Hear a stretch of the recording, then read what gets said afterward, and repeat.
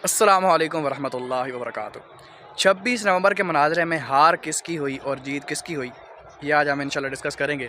ہو سکتا ہے کہ آپ کے ذہن میں یہ سوال آ رہا ہو کہ ساری دنیا کو پتہ ہے کہ مرزا صاحب نس گئے نے، تو مطلب یہ کوئی لیکچر چڑھانا ہے ہمیں کہ ویکھو جی کون جتیا تے کون آ رہے۔ دیکھیں، سب سے پہلی بات یہ ہے کہ بعض دفعہ انسان کی جو ہار ہوتی ہے نا، وہی جیت ہوتی ہے۔ یعنی بعض ایسے مواقع ہوتے ہیں کہ جہاں انسان ہار کر بھی جیت جاتا ہے۔ مثلاً آپ کی کسی ایسے شخص کے ساتھ شرط لگی ہے جو آپ کا محبوب ہے، یعنی کوئی ایسا انسان، کوئی ایسا مرد جسے آپ پسند کرتے ہیں، مثلاً آپ کا بھائی ہو یا آپ کا والد، اس کے ساتھ آپ کی شرط لگ جاتی ہے۔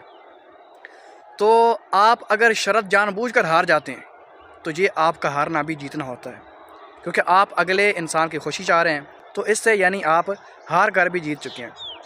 خیر، یہ تو ایک ویسے مثال تھی، اس کو وہاں پر فٹ نہیں کیا جا سکتا، لیکن کہنے کا مقصد یہ ہے کہ بعض ایسے مواقع ہوتے ہیں کہ جہاں پر انسان ہارنے کے باوجود جیت جاتا ہے۔ اور اس کی مثال جو ہے، اس کو آپ یہ جو 26 نومبر کا ایک حادثہ ہوا ہے، اسے مناظرہ کہہ بھی نہیں سکتے، میں آگے بتاتا ہوں کیوں نہیں کہہ سکتے۔ یہ جو 26 نومبر کا حادثہ تھا، اس حادثے کے بارے میں آپ اس مثال کو قیاس اس پر کر سکتے ہیں کہ اگر ایک مسلمان کا مناظرہ ہوتا ہے ایک عیسائی کے ساتھ، ٹھیک ہے، اور یا تو وہ مسلمان عیسائی کا سامنا نہیں کرتا، اور یا وہ مسلمان جو ہے وہ عیسائی کا سامنا کرتا ہے لیکن وہ مناظرہ ہار جاتا ہے، تو کیا پھر مسلمان ہار گیا؟ نہیں، مسلمان ہارنے کے باوجود بھی جیت جاتا ہے، کیونکہ جو چیز حق ہے، جو ریئلٹی ہے، وہ تو ہے ہی ہے، ٹھیک ہے۔ اور مناظرہ جس موضوع پر تھا، شرک پر، تو شرک ایک ایسی چیز ہے کہ 1,24,000 قوموں پہ جتنے بھی انبیاء اللہ تعالیٰ نے اس دنیا میں بھیجے، تمام کے تمام شرک کی رد کرنے کے لیے آئے، جیسا کہ قرآن پاک میں بھی موجود ہے۔ تو شرک جو ہے، یہ تو ایک ایسی گندی چیز ہے کہ آج تک 1,24,000 قوموں پہ جو انبیاء آئے، تمام کا تمام مقصد شرک کو ختم کرنا تھا۔ یعنی اللہ تعالیٰ نے دنیا میں یہ بھیجے اپنے انبیاء کہ آپ جاؤ اور لوگوں کو تنبیہ کرو کہ شرک چھوڑ دو، اور ہر دور میں یہی تعویلیں ہوتی تھیں کہ عطائی ہے جی، وہ ہے، یہ ہے، یہ لوگ، ان کی جو نا بہت بڑی یہ ایک دلیل ہے کہ ہم تو عطائی مانتے ہیں، اور اگر کسی کو ذاتی طور پر مانے تو پھر جو ہے نا وہ شرک ہوتا ہے۔ حالانکہ ان کو یہ نہیں پتہ کہ مشرکین مکہ، جن کو اللہ تعالیٰ کہتا ہے کہ اولئک کالانعام بل هم اضل، کہ وہ مشرک جو ہیں وہ جانوروں سے بھی بدتر ہیں۔ انما المشرکون نجس، وہ مشرک پلیدی ہیں، اور جن کے بارے میں قرآن کہتا ہے کہ من یشرک باللہ فقد حرم اللہ علیہ الجنہ، کہ ان پر جنت حرام ہو چکی ہے۔ وہ مشرک بھی کہتے تھے کہ ما نعبدہم الا لیقربونا الی اللہ زلفا، ہاں جی، کہ ہم ان کی عبادت صرف اور صرف اس وجہ سے کرتے ہیں کہ یہ ہمیں اللہ تعالیٰ کے قریب کر دیں۔ اور وَيَقُولُونَ هَؤُلَاءِ شُفَعَاؤُنَا عِندَ اللَّهِ، اور وہ لوگ کہتے ہیں کہ جن کو ہم پکارتے ہیں اور جن کی ہم عبادت کرتے ہیں، یہ ہمیں اللہ تعالیٰ کے ہاں ہماری سفارش کریں گے۔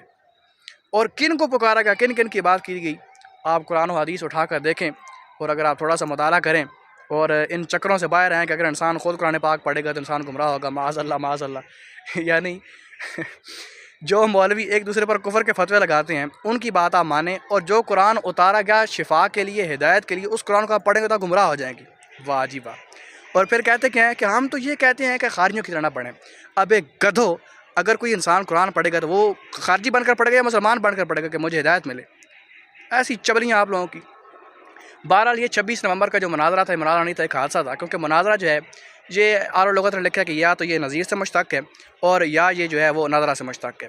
اگر نظیر سے مشتق ہو تو مناظرہ کا معنی بنے گا کہ دونوں کا ہم مثل ہونا ہے، اور اگر ناظرہ سے مشتق ہو تو اس کا معنی بنے گا کہ ایک دوسرے کو دیکھنا۔ جو بھی معنی لیا جائے، اس میں فریقین کی شرط ہے، فریقین ہوں گے تو تبھی ہی مناظرہ ہوگا۔ اگر فریقین نہیں ہے، فریقین راضی نہیں ہے، تو مناظرہ کس چیز کا؟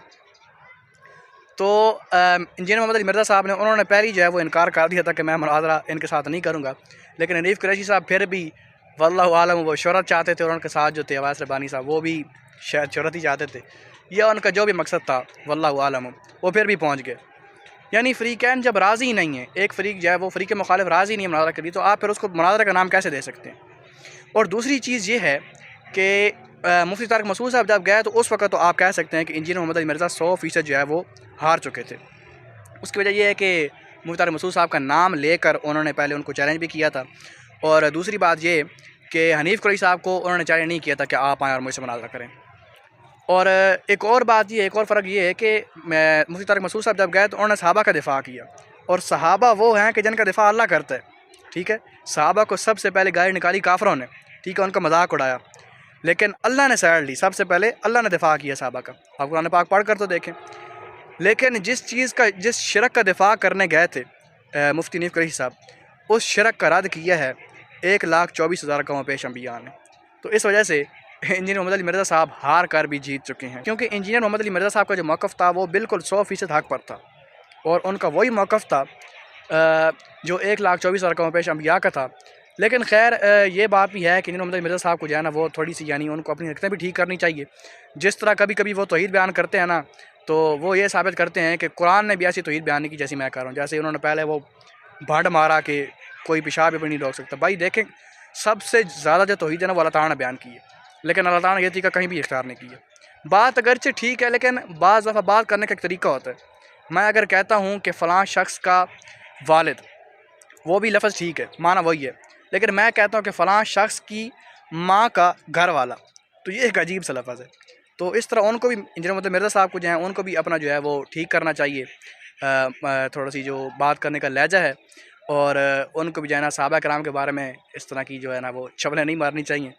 تو میرا تو مشورہ یہی ہے کہ سابی جو موحدین ہیں، اہل حدیث دیوبندی یا مودودی جو بھی ہوں، اور انجینئر محمد علی مرزا صاحب، ان سب کو توحید کے معاملے میں اکٹھا ہونا چاہیے، اور اکٹھے ہو کر باطل کا رد کرنا چاہیے، صفیت کرنا چاہیے۔ دیکھیں، یہ ان کی بہت بڑی غلط فہمی اور عوام کے اندر ڈالی ہوئی کہ بتوں کو پکارتے تھے، یہ تھے وہ تھے۔